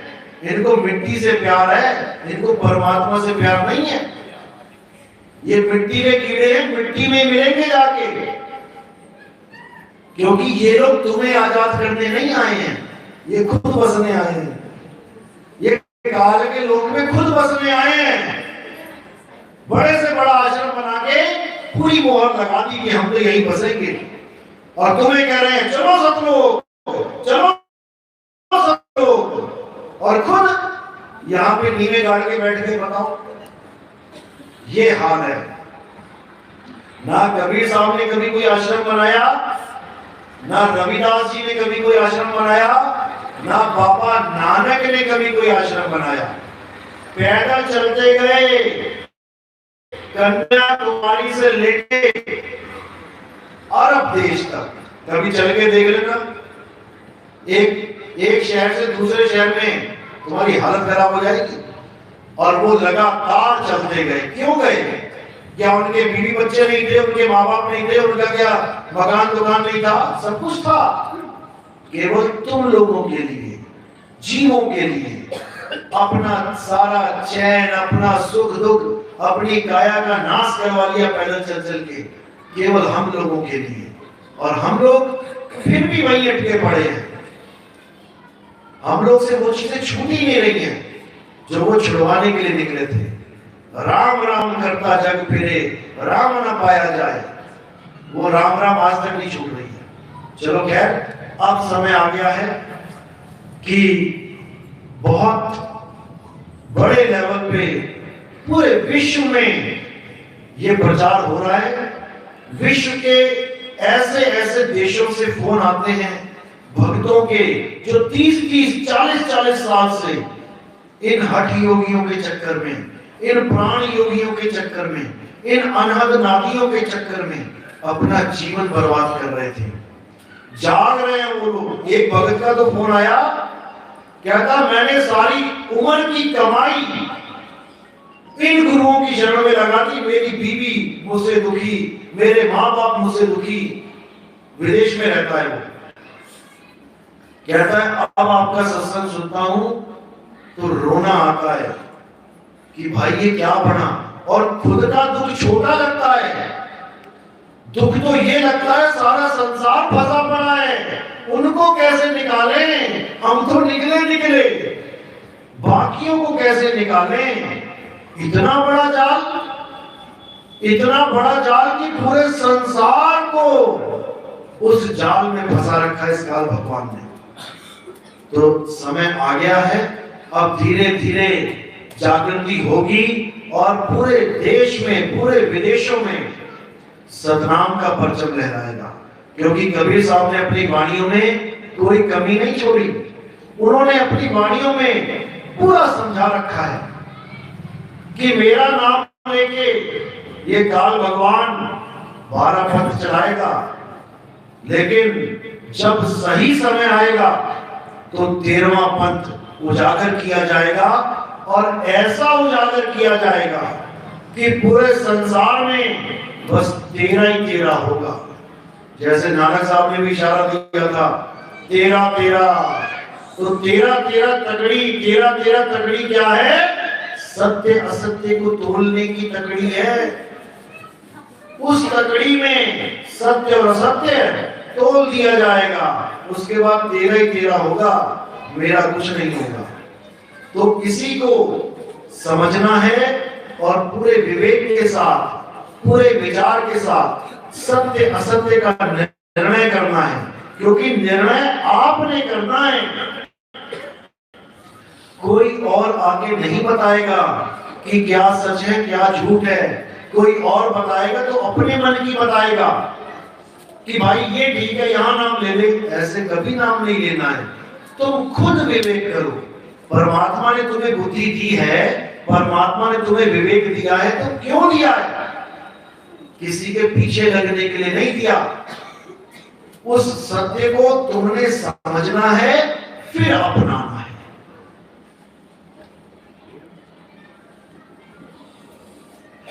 इसलिए शब्द विवेकी पारखी सो माथे का मोर।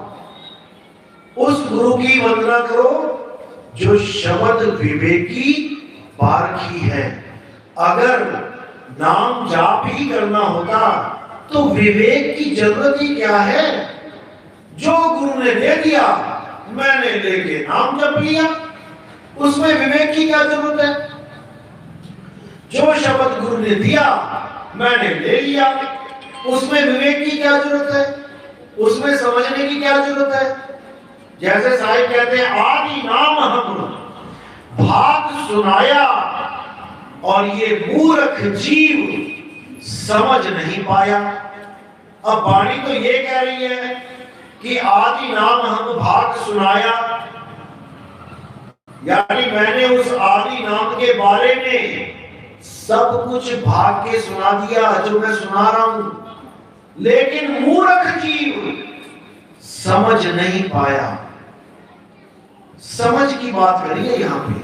और इस दोहे का अर्थ का अनर्थ क्या कर दिया कि देखो जो लोग कहते हैं वो आदि नाम बोलने में नहीं आता, लिखने में नहीं आता, वो लोग मूर्ख हैं। कबीर साहब ने तो भाग्य बताया, बिल्कुल यू टर्न दे दिया, ज्ञान को अज्ञान बना डाला। भाई वहां पर ये नहीं लिखा है कि मूर्ख जीव सुन नहीं पाया, वहां लिखा है समझ नहीं पाया। किसी ने मुझे कोई नाम दिया, ओम करीम हरिम शरीफ, अब इसमें समझना क्या है? जो गुरु ने दिया मैंने सुना, मैंने जप लिया, इसमें समझना और ना समझने की तो बात ही कोई नहीं है। लेकिन ऐसा नहीं है। कबीर साहब की एक एक बात को समझना पड़ता है। आदि नाम हम भाग सुनाया, मूर्ख जीव समझ नहीं पाया और ज्ञानी जीव समझ गया। दो ही प्राणी हैं, मूर्ख और ज्ञानी। सुन दोनों ही रहे हैं। ये सत्संग भी सबको सुनाई दे रहा है, लेकिन सबके बस की बात नहीं है समझना, क्योंकि ये समझने की चीज है, ये सुनने की चीज नहीं है कि आदि नाम भाग दिया और मैंने सुन लिया। ये सुनने सुनाने की चीज नहीं है, लिखा पढ़ी की है नहीं, देखा देखी बात। दूल्हा दुल्हन मिल गए, फीकी पड़ी बारात। दूल्हा दुल्हन मिल गए। दूल्हा कौन है? शब्द गुरु दूल्हा है। दुल्हन कौन है? सुरता दुल्हन है। सुरता किसकी है? आदमी और औरत दोनों की सुरता दुल्हन है। और शब्द गुरु एक है, दोनों का पति है। दूल्हा दुल्हन मिल गए, फीकी पड़ी बारात। बारात क्या है? ये जितने 52 अक्षरों की बारात है, वेद पुराण गीता भागवत बाइबल कुरान, कबीर सागर, कबीर मंसूर, कबीर बीजक, ये बारात है। जब तक दूल्हा दुल्हन नहीं मिलते बारात की खूब खातिरदारी होती है। अरे मामा जी को देखो रसगुल्ला मिला कि नहीं, चाचा जी को देखो पकौड़े मिले कि नहीं, दादाजी को देखो कोई गुस्सा ना हो जाए, पूरी खातिरदारी होती है बारात की। और जैसे ही शादी खत्म, दूल्हा दुल्हन मिल गए, उसके बाद कौन मामा कहाँ का मामा, कौन चाचा कहाँ का चाचा, सब चले गए। अब केवल दूल्हा दुल्हन की बात रहेगी, उनसे घर बसेगा। ये मामा चाचा दादा ये सब चले गए, यानी 52 अक्षर, ये ग्रंथ पोथियां सब चले गए। अब केवल सुरता और शब्द की बात रहेगी। जिसको बोला है सुरत समाए शब्द में, वाह को काल ना खाए। और 52 अक्षर को कोई पकड़ के बैठा था, उसके लिए क्या बोला? अरे पोथी पढ़ पढ़ जगमुआ, भयो ना पंडित कोई, एक अक्षर पीव का पढ़े सो पंडित होए। इसमें भी मिलावट कर दी, ढाई अक्षर प्रेम का बना दिया। कबीर साहब ढाई अक्षर की बात नहीं करते थे। कबीर साहब एक अक्षर की बात करते थे। कबीर साहब ने हमेशा एक अक्षर की बात करी है। अरे 52 अक्षर जोड़े आन, सके ना अक्षर एक पहचान। वो एक अक्षर क्या है? वो हमारी अविनाशी आत्मदेव है। उसी एक अक्षर को, उसी अविनाशी को जानना है, यही हमारा परम लक्ष्य है। इसके अलावा जो भी तुम कर रहे हो वो सब एक जीवन जीने के लिए, दुनिया में रहने के लिए, खाने पीने के लिए, ये सब क्रियाएं हैं। आत्म ज्ञान जान लिया तो समझो मनुष्य चूल्हा सफल हो गया। आत्म ज्ञान नहीं जाना तो समझो अज्ञानता में ही चूल्हा बर्बाद कर दिया। और उसके बाद 1,84,000 सामने खड़ी है। इस गलत फहमी में मत रहना कि तुम 1,84,000 में नहीं जाओगे।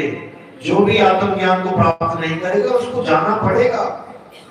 केवल वही बचेंगे जो आत्मा के ज्ञान में आ जाएंगे। उनके लिए बोला भक्ति बीज पलटे नहीं, जुग जाए अनंत और धनी निर्धन हो सके पर रहे संत का संत। फिर उसको ये 1,84 का मुंह नहीं देखना पड़ता। फिर उसको अगर आना भी पड़ेगा तो इसी मनुष्य चोले में आएगा और अपनी भक्ति पूर्ण करके जाएगा। कुछ लोग विश्वास नहीं कर पाते हैं, अंत समय में विचलित हो जाते हैं, लेकिन उस पर भी मालिक निहाल है, उस पर भी मालिक दयाल है, उसको भी एक मौका और दिया जाता है। 5वीं में बच्चा फेल हो गया तो फिर उसको दूसरी बार 5वीं में ही एडमिशन मिलता है, ना कि वो पहली दूसरी एलकेजी में जाएगा। तो जहां से बच्चा फेल हो जाता है उसको फिर एक मौका मिलता है। साहिब कबीर बकस जब दीना, सुर नर मुनि सब गुदड़ी दीना। ये गुदड़ी है, यही ज्ञान गुदड़ी है तुम्हारी। इसी गुदड़ी को बार बार कबीर साहब भेंट करते हैं कि चल अब निकल ले, अब पार हो ले। लेकिन ये माया बहुत प्रबल है, जगत को तो भरमाती है, भगत को भी भरमा देती है। कई बार भगत के अंदर अहंकार, मान बढ़ाई, चौधरापा, इसी में उलझ जाता है भगत भी कि मेरी वाहवाही हो जाए, मेरा भी ये हो जाए, मेरी भी फोटो चमक जाए, मुझे भी कोई माला पहना दे। एक भगत को माला पहनाई थी, किसी काम का ही नहीं रहा वो। एक सत्संग था, वहां पे एक भगत को मैंने माला पहना दी, चलो मेरे साथ जा रहा है। वो भगत भगत ही नहीं बना, भगवान बन गया और वो पंथ में ही नहीं रहा। तो एक माला का कितना नशा है, इसलिए मैं मना कर देता भैया किसी को माला मत पहना, नहीं तो ये भी बाहर दिखाई देगा। ये सब भगवान बनने के लिए बैठे हुए हैं। तो असली बंदा वो है जो माला को दूर से नमस्कार कर दे। सीधी सी बात है। गुरु पद होता है गुरु पद, ज्ञान पद, शिष्य पद होता है भक्ति पद। कभी भी इस आस में नहीं रहना है कि कोई मुझे माला डाले, ये करे वो करे। भैया जिसका काम उसी को साजे, और करे तो इसलिए भक्ति करना है, उस पद को प्राप्त करो। माला छोड़ो, तुम्हें पूरा परमात्मा मिलेगा, तुम्हें पूरा आनंद मिलेगा। ये माला क्या है? तो एनर्जी कर देती है कई बार गले में, इसीलिए उतार के रखती है। तो इन मालाओं के चक्कर में नहीं पड़ना है, उस माला के चक्कर में पड़ना है जो परमात्मा तुम्हारे गले में डालेंगे। एक आम आदमी के द्वारा डाली गई माला किसी काम की नहीं। तो मान बढ़ाई अहंकार में तो कभी भी नहीं आना। जिसके अंदर मान बढ़ाई का कीड़ा घुस गया, याद रखना उसको वापस आना पड़ेगा, उसको आना पड़ेगा। यहाँ पे बहुत बड़ा जाल है ये, लेकिन लोग नहीं समझ पाते हैं। इसीलिए कबीर साहब कह रहे हैं कि शब्द गुरु की जब महिमा होगी 13वें पंथ में, 12 पंथ काल फुरमाना, भूले जीव न जाए ठिकाना। 13वें पंथ हम ही चले आए और सब पंथ मेट के एक पंथ चलाए। अब अगर कोई गुरुआई करने की सोचेगा भी तो वो उस एक पंथ के खिलाफ होगी, वो परमात्मा के खिलाफ अपनी गद्दी बनाएगा, परमात्मा के खिलाफ पंथ चलाएगा। तो सोच लो फिर पंगा किससे है, दुर्गति हो जाएगी। इसलिए ठीक है, भक्ति करो, आनंद में रहो, प्रचार करो। प्रचार के लिए खुला प्रोग्राम करेंगे, आपको मान्यता प्राप्त सर्टिफिकेट भी दिया जाएगा कि ये हमारा भगत है। नहीं तो आने वाले समय में कोई भी उठ के उठा के चल देगा, मैं नितिन दास का चेला हूं, और पता लगा इधर से लूट लिया, उधर से लूट लिया, उधर से लूट लिया। लुटेरे भी बहुत बैठे हैं। जैसे एक ही कंपनी के फर्जी कितने एजेंट घूम रहे हैं लूटने के लिए। एक मोबाइल आता है, उसकी कितनी कॉपी बन जाती हैं लूटने के लिए। तो ऐसे ही जो भगत प्रचार करना चाहेगा पूरी सपोर्ट मिलेगी, क्योंकि यही जन्म है जागने का और जगाने का। उसको सपोर्ट भी मिलेगी, पूरी सपोर्ट देंगे, लेकिन मान बढ़ाई नहीं आनी चाहिए। बिल्कुल नीवे पद में दास बन के सेवा करनी है लोगों की, तब देखो कितना आनंद आता है। और ये तो होगा, इसको कोई रोक ही नहीं सकता। परमात्मा चाहे तो भले रुक जाए, लेकिन किसी पंथ के, किसी गुरु के, किसी आदमी के बस की बात नहीं है कि इस मूल ज्ञान को रोक पाए। इसको रोकना नामुमकिन है।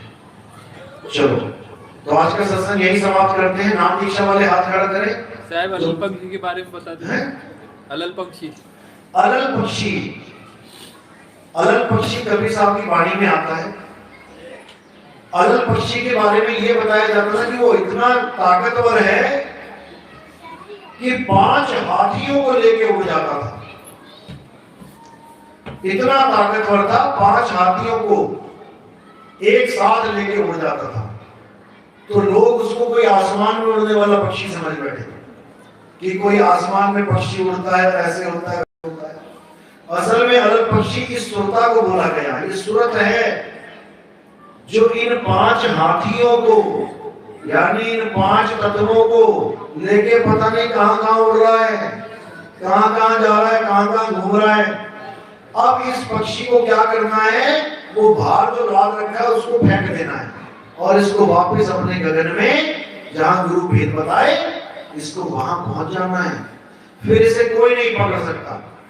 लेकिन अगर कोई कहे कि आसमान में उड़ने वाला अलग पक्षी होता है, तो नासा को तो आज तक मिल गया होता कि इतना बड़ा पक्षी है, 5 हाथियों को आगे घूम रहा है। नासा वाले फोटो खींच खींच के भेज देते, क्योंकि आकाश की हर गतिविधि को नासा वाले कैप्चर करते हैं। हर चीज को, कोई उल्का पिंड लाखों किलोमीटर दूर से भी जाता है, उसकी भी फोटो खींच के भेज दी जाती है।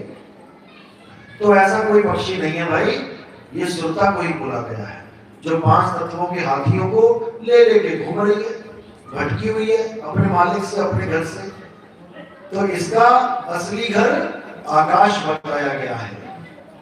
शब्द निवास आकाशवाणी, ये सतगुरु का रूप है। अब बता दो कौन सा गुरु है आकाशवाणी?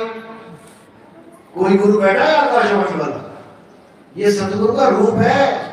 और जो तुम्हें रूप दिखाए जा रहे हैं, तुम्हें जिन रूपों का ध्यान करवाया जा रहा है, तो मिट्टी है। तुम्हें मिट्टी का ध्यान करवाया जा रहा है, तुम मिट्टी के ज्ञानी बन बैठे। आत्म ज्ञानी की जगह माटी ज्ञानी बन बैठे। अब माटी को छोड़ो और आत्मा को जानो। उसको जानो जिसकी वजह से सारी दुनिया की माटी चल रही है। राम जी, कृष्ण जी, हनुमान जी, बाबा नानक, रविदास जी, मीराबाई, दादू जी, पलटू जी, भीखा जी, नाभा जी, संत घासीदास जी, घीसादास जी, मनुकदास जी, जितनी भी माटियां हैं, ये उस आत्मदेव की महिमा गा रहे हैं। आत्मदेव की महिमा है सारी, उस आत्मदेव को जानना है। चलो बोले सतगुरु बंदी छोड़ सतगुरु सत्य कबीर साहिब की सदाई जय। नाम साहिब।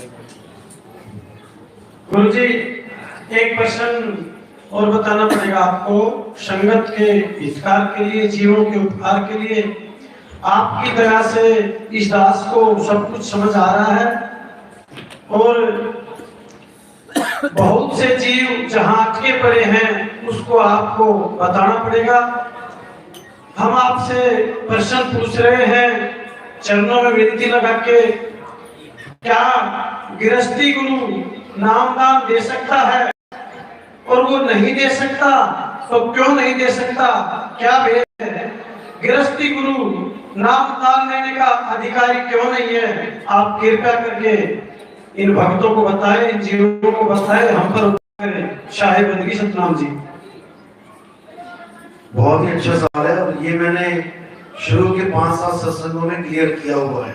वाणी साहिब कहते हैं, जिसका गुरु है गिरही और चेला गिरही होए, कीच कीच को धोवते दाग न छूटे कोई। यानी तुम्हारे कपड़े में कीचड़ लग गया और तुम उसी कीचड़ से उस दाग को धोने की कोशिश कर रहे हो, तो ये सफल नहीं होगा। तुम्हें शुद्ध पानी से उस दाग को धोना पड़ेगा। इसीलिए कबीर साहब ने बोला कि एक आम जीव जब ग्रस्त में पड़ता है तो ना चाहते हुए विकारों में उलझ जाता है, काम में उलझ जाता है, क्रोध आने लग जाता है, मोह में उलझ जाता है, बीवी का मोह, बच्चों का मोह। अगर गुरु भी इन विकारों में पढ़ा हुआ मिल जाए, बच्चों में, बीवी में काम वासना भी है, बच्चे पैदा कर रहा है, मोह भी है, अपना बेटा नहीं छूट रहा, बेटे की शादी कर रहा है और वो खरबों उड़ा रहा है, संगत के पैसों से बेटे का पूरा ब्याह कर रहा है। ये सब घोर नरक को जाएंगे, ये लोग नरकवासी, नरकगामी होंगे। ये साहिब ने इनको ठग बोला है। गिर ही होके कथे ज्ञान, अमली होके धरे ध्यान, साधु होके कूटे भग, कहें कबीर ये तीनों ठग।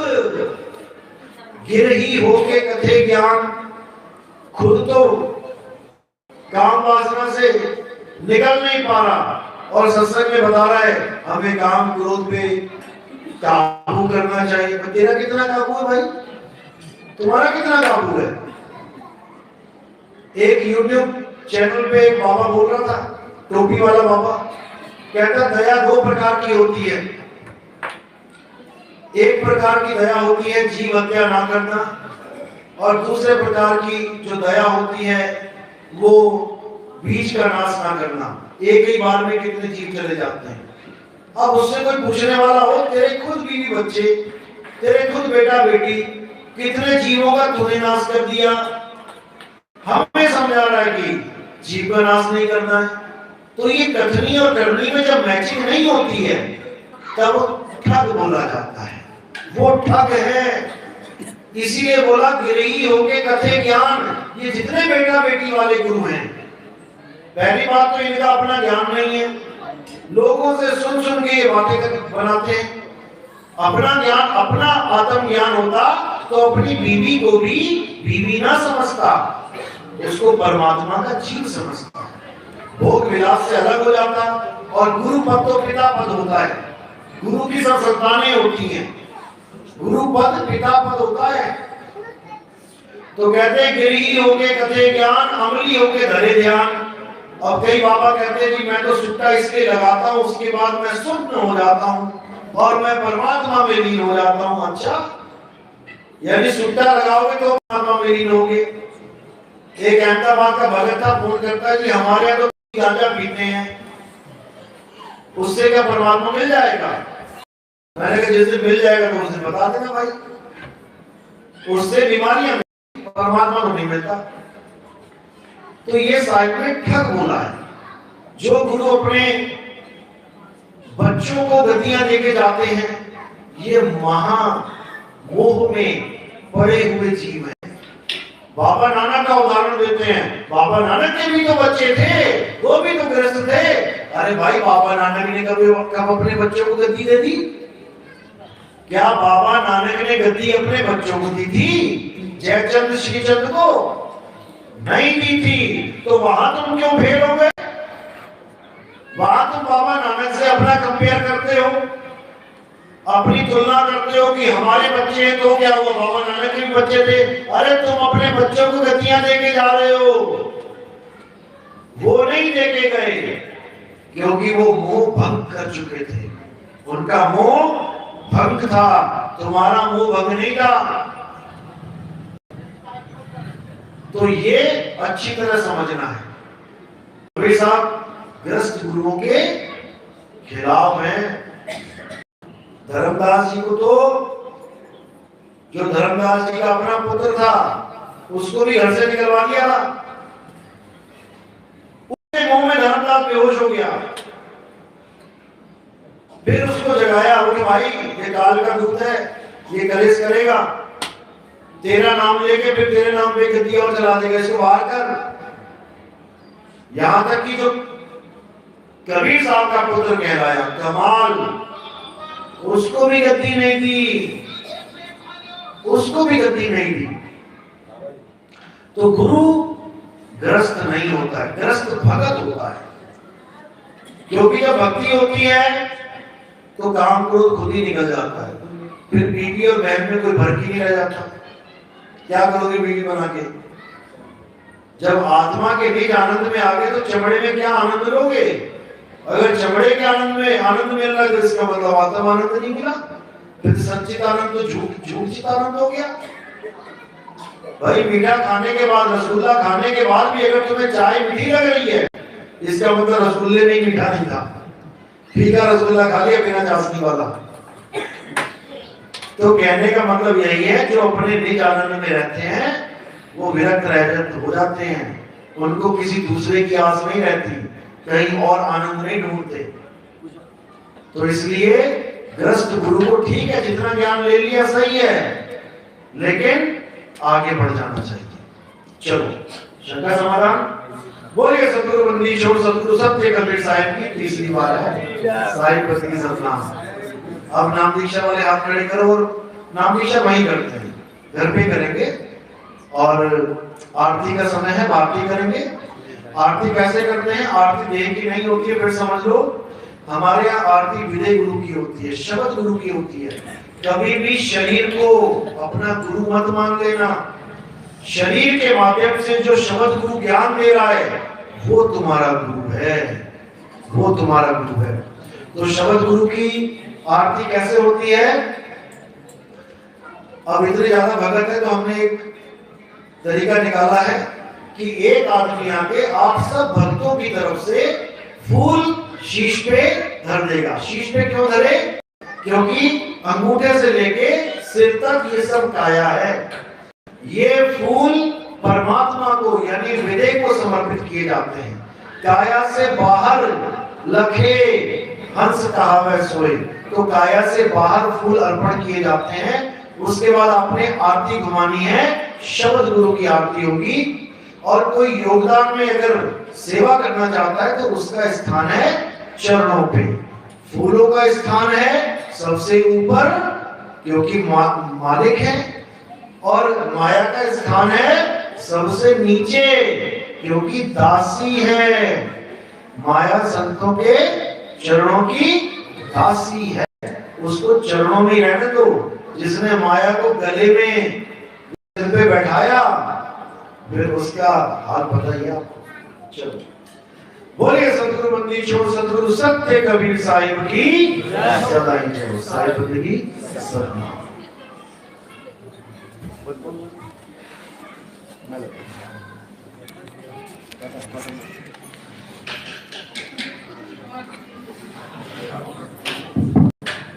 एक एक भगत आए और शब्द गुरु की आरती करेंगे, और जो जिसने नाम नहीं ले रखा वो आरती करना चाहे तो उनको पहले नंबर दे दे, क्यों वो जाने की तैयारी कोई है। और हमारे भगत राजस्थान में जिन्होंने नाम नहीं ले रखा वो आरती मत्था टेकना चाहे तो वो पहले आ सकता है। और धीरे धीरे आनंद